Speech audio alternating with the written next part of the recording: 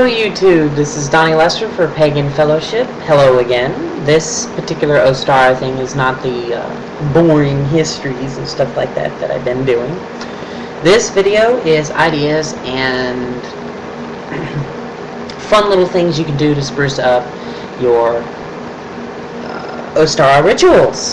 Color and empower Ostara eggs for health, wealth, and prosperity.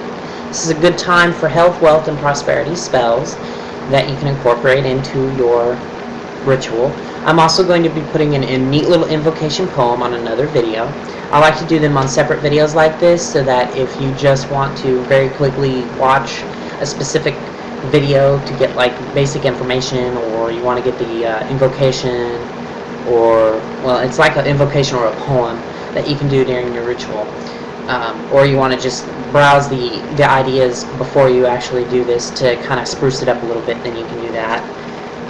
Oh, by the way, the invocation video is I'm not only just offering that in video form. If you want me to email it to you, just put a comment on the bottom with your email on it, and I will be happy to email that information to you. I'll type it out for you and send it to you in any format you want, Works, Word, whatever you want. But moving on, celebrate the return of the goddess by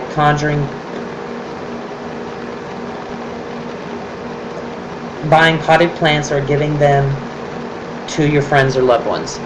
You can another thing you can do with potted plants is you get like certain colored flowers and stuff like that for different things, like green for prosperity, you've got red for love, white for friendship, stuff like that. You can empower those plants to help bring like prosperity, wealth, and happiness, good health, stuff like that. Incorporate chocolate into your Ostara ritual. That one's really neat. I've done that. I was gonna give a whole chocolate bar. I ended up giving like half because I got a little hungry before the ritual started. So I had a lot of fun doing that one. And oh, a little note for offerings and stuff like that is if it's a food item, you can actually just you don't have to destroy it or anything like that. You just leave it outside and the animals will eat it, or it'll dissolve into the earth. Either way, it'll get to the goddess. Her method of retrieving this stuff is whatever she wants it to be. Let's see. Review the items in your magical cabinet or box and replace what is needed.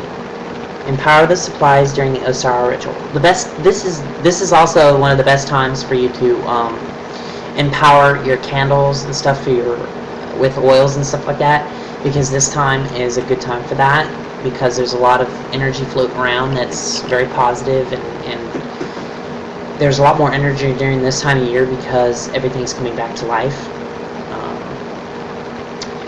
Mainly the reason why that's a good idea to go through and just go through your cabinet and boxes and stuff and replace what needs is mainly your herbs, and some of your oils will actually expire.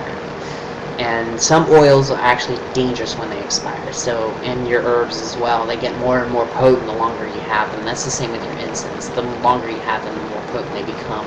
So, with your oils that you can actually ingest, the older they get, the more potent they get, so you have to change your dosages every year. For every year you have it, you've got to decrease your dosage. That way you can make up for the potency levels of the different. Bless seeds for the garden. Either you can bless the seeds themselves before you plant them, or you can plant them and then bless them. One way you can bless them is you take a broom and ride it along outside the boundaries of your garden to not only protect them, but to ask the goddess to bless your, and when I mean riding it, you're not flying on it, for those of you that are not of the pagan faith. We're not flying on brooms. That's against that's against the laws of physics. Not even witches can break all the laws of physics. Thank you. Hold your ritual at dawn. I have never done that, but I have talked to those who have, and they've enjoyed the heck out of it, except for the fact that they lost some sleep. Ostara, or spring equinox, is a solar-driven. The sun moves from mutable watery Pisces to cardinal fury Aries. Aries is a great starter sign. but it manages to poop out along the way. Any magic done while the sun or moon is in Aries should be supplemented with other working later on. Basically, if you do any kind of working for prosperity or health or stuff like that, you kind of have to reinforce it once the sun or moon gets out of Aries, because the spells kind of, you know, they're high in energy and stuff like that, but the energy, because it's such a powerful, quick-moving energy, it kind of fizzles out really quickly.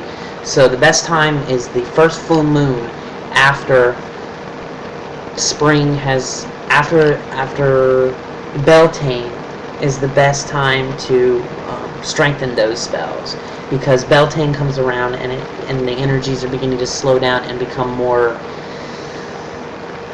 ongoing and long-term. So do your stuff to strengthen the spells that you did during this time period, so that if it's a long-lasting, like if you need money to be a little bit long-lasting, then the best time to do that is during Beltane or right at Beltane, because you need to strengthen those spells, because they will fizzle out pretty quickly. I've had a couple of spells fizzle out before that, so I've done a couple spells and they fizzled out. So I had to redo the spell, which was cool because I did it during a better, more auspicious time for it. Sorry about the shaky camera. Other ideas for this particular holiday is you can take and pick fresh flowers from the meadow. Of course, always ask permission. You know, if they're on private property, ask that person's permission, and ask the plant and tell them why you're doing it. Most of the time, I have never come across. Well, I've had one, but I won't go there. But basically, you can take and put fresh flowers on your. I've done this, and it really does spruce up the ritual. But you can take and put flowers and stuff like that on your altar. You can take a fresh flower that is still in its pot and still alive and put it on your altar. Other ideas is you can take dried flowers and stuff like that and put it on there too. Other things you can do is you can actually, I have one and it's really neat, but it's a solidly clear quartz crystal that's in the shape of an egg. I put that on my altar every year for this time.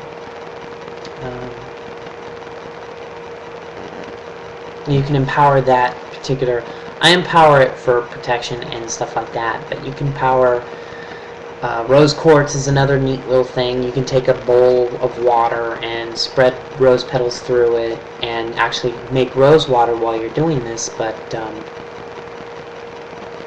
you have to, once it's been on the altar and everything and you finished your ritual, you have to take it and boil it, because the rose won't diffuse very much in it without some kind of catalyst, and the best catalyst is flame. Just boil it and then get yourself a strainer like your spaghetti strainers, or you know, your flour strainers, and dump the liquid into, always have another container to dump it back into that can resist heat, because the water is still going to be hot. Don't let it get cold until you've removed the petals through the strainer. If you let it get cold, you tend to lose a little bit of the potency for it. Let it get cold after you've strained out the roses, and then use the rose water through the year. A lot of people like to take this time to bless their candles and all their oils and reconnect with their tools and do lots of awesome meditations. There's so many places. All you gotta do is just take a look around. I live 3/4 of a mile down the way from the Red River here in Louisiana. I go down there every Ostara and I do my ritual out there. If I can't do it out there because of weather or whatever, I at least go down there for meditations during that time, because it is beautiful.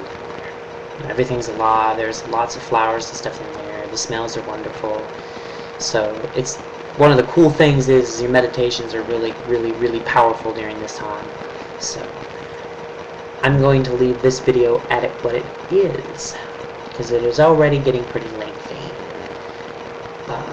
To everybody out there at YouTube, have a good day and blessed be.